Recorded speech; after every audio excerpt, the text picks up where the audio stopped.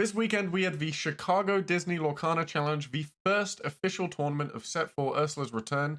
Going into it, I expected Green Steel Bucky discard to dominate, and well, it did, but the meta was far more wide open than most were fearing. Especially considering how well balanced the set free meta was, it was quite a tough act to follow. Now, before we get into the top 8 list, I'd like to start with some honourable mentions.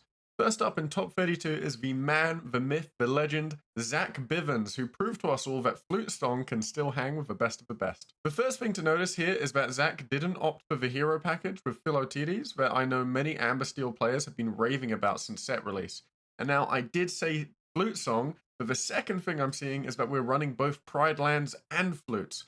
This is a great way to invest resources into the board that aren't easily removed by the Steel and Ruby decks dominating the meta, especially as Rise of Titans and Benjers are a lot less common of a card recently, with the main concern being Floodborn Aladdin hitting our flutes. Another key card difference from the traditional build that we saw in set 3 is Zach chose to run free copies of Singapore Ursula. This is a great way to set up a Sing Zeus or Storm to remove threats earlier on. I believe now Zach has made both North American Disney Lorcana Challengers top 32 back for back, which certainly cements him as one of the most consistent players in competitive Lorcana. So massive congrats to you, Bivens. The next deck I wanted to shout out is Joseph Quigley's Discard Songs. They made top 64 with.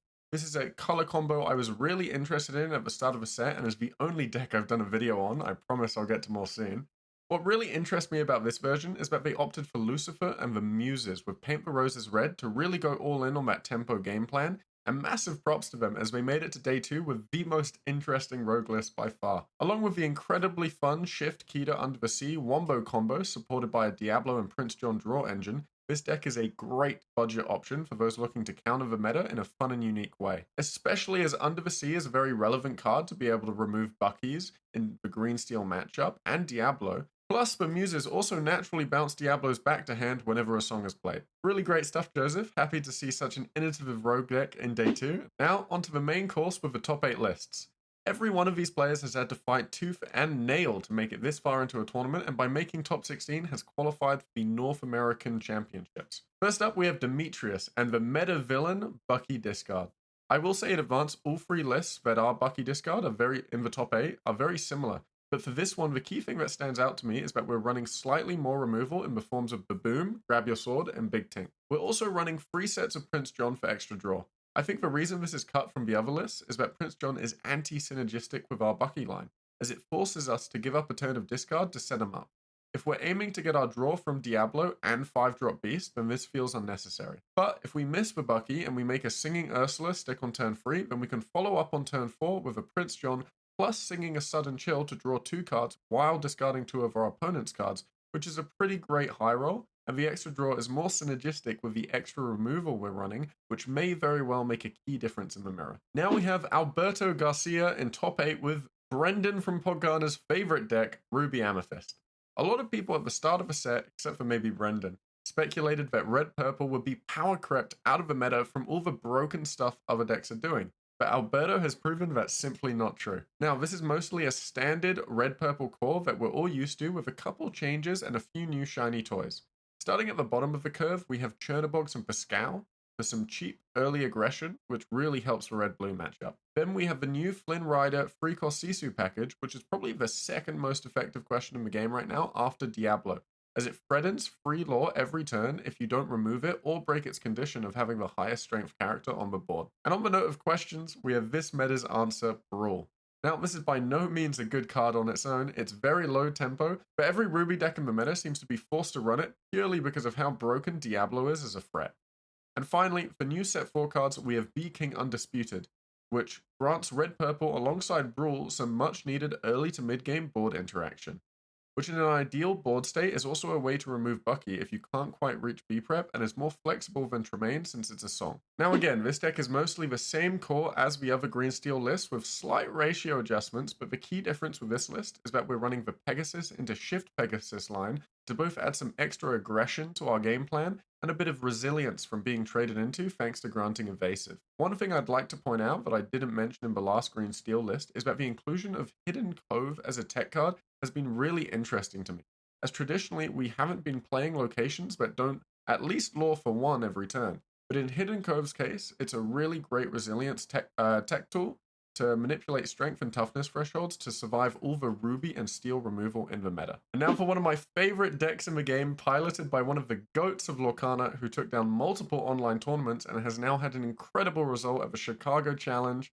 Brennan DeCandio. A funny bit before we begin is that when I first looked at the top 64 list on Sunday morning, DeCandio's deck was actually reported wrong to Inkdex and stated 2 copies of a Resist +1 free cost beast instead of the Item Breaker 5 cost beast. I was ready to really question DeCandio's sanity on this list. It appears that unfortunately for many of the players playing on day 2, the decks were reported incorrectly, and so there was asymmetric information going into Top Cut around what cards people were running in a format that was supposed to be open list. I really hope that gets fixed for next time so that we can maintain competitive integrity at the highest level of play. But it goes without saying, guys, that mistakes happen, so don't pile on this one too hard. This is all a learning progress for Lorcana competitive as we go through the game. Now, there's really a lot to say about this deck considering I haven't made any set 4 videos yet. Firstly, it's a much more removal focused build with 1 jump ahead and Quill for ramp, which aligns with the Savage school of thought from set 3 and should make it more effective into countering green steel. And in set 4, we now have access to 8 popsicles, which is absolutely nuts for this deck's consistency alongside Scuttle on 2, which can dig for Quill on 3. I tested the list a bit myself yesterday, and it's insane how much Lord Tamatoa can get with that many items on the board.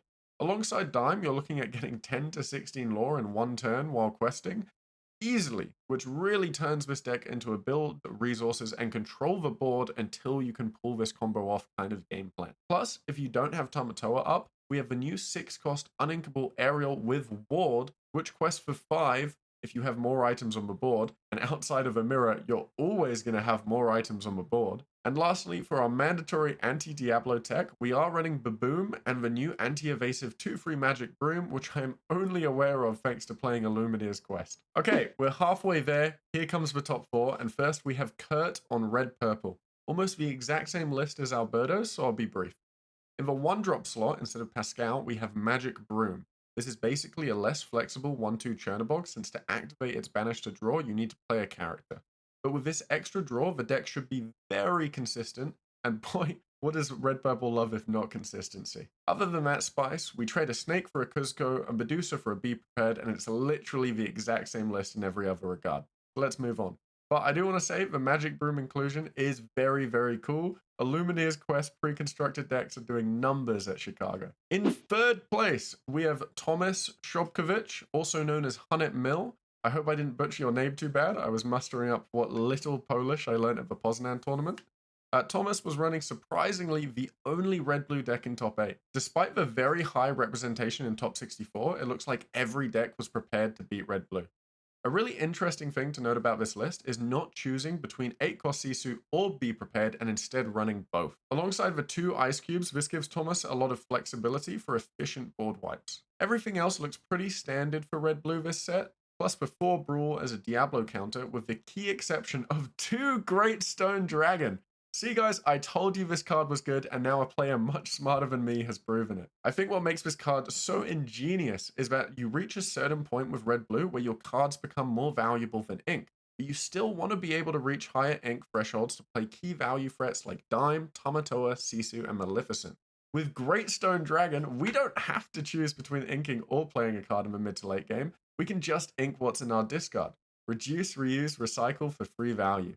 And whenever something is free in a card game, you have to give that card a go. As our runner-up, we have Jordan Moore running an Emerald Amethyst list. This is an ink combo a lot of people were excited for at the start of the set, but it quickly fell to the wayside in favor of Emerald Steel.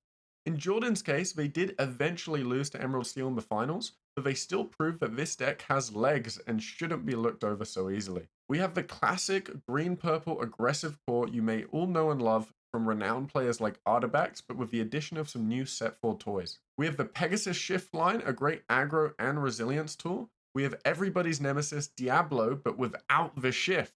As me and Artibax have been saying, unless you're running Bucky to benefit from a shift for discard, sometimes it's better just to play the Diablo on its own to draw 1 card a turn later, than it is to spend 3 cards shifting Diablo to draw cards straight away.